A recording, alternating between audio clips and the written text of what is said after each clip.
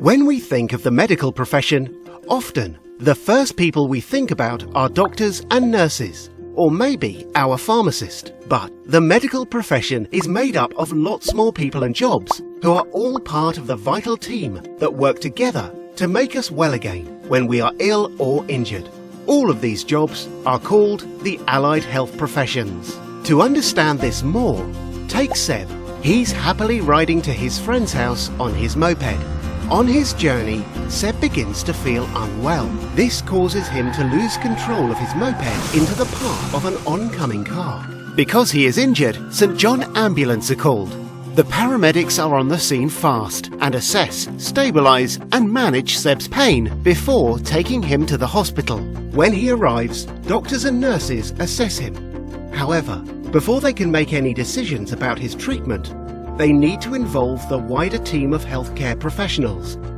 A vital part of the assessment involves X-rays and other radiographic investigations performed by radiographers in the radiology department.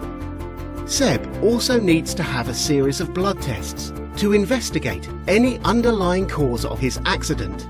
As he is likely to need an operation, biomedical scientists from the pathology department analyse his blood samples and cross-match Seb's blood in case his condition deteriorates and he needs a blood transfusion. The results of his X-ray show he has broken his jaw, wrist and ankle in the accident. He also broke a tooth and has a lot of pain in his back. Back in the emergency department, doctors also think they have detected a problem with Seb's heart, which needs to be investigated in more detail by specialist clinical physiologists.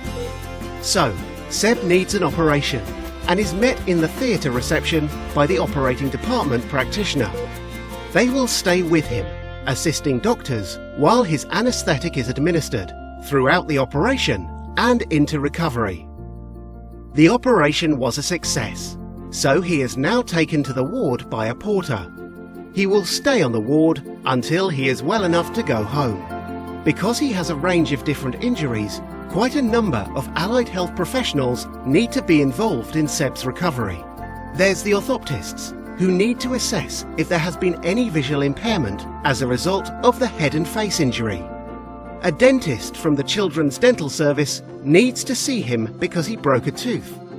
A specialist dental nurse gives Seb advice on how he should keep his teeth clean with his broken jaw. Pharmacists visit the patient on the ward to ensure that he is getting the right doses of medication and advise on forms that he can take his medication in if he is unable to swallow easily due to the broken jaw.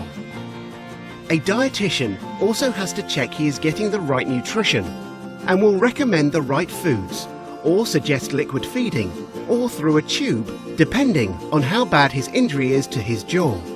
Due to the head injury, he required assessment and advice regarding swallowing and communication difficulties from the speech and language therapy team. Before he can go home, the occupational therapists become involved to assess him and start rehabilitation. They will assess how his injuries impact on his functional ability to living at home and back to school. They will agree a treatment plan with Seb that will ensure he regains his independence in all the daily activities that matter to him. The physiotherapists work as part of the team to help improve Seb's physical functions and mobility.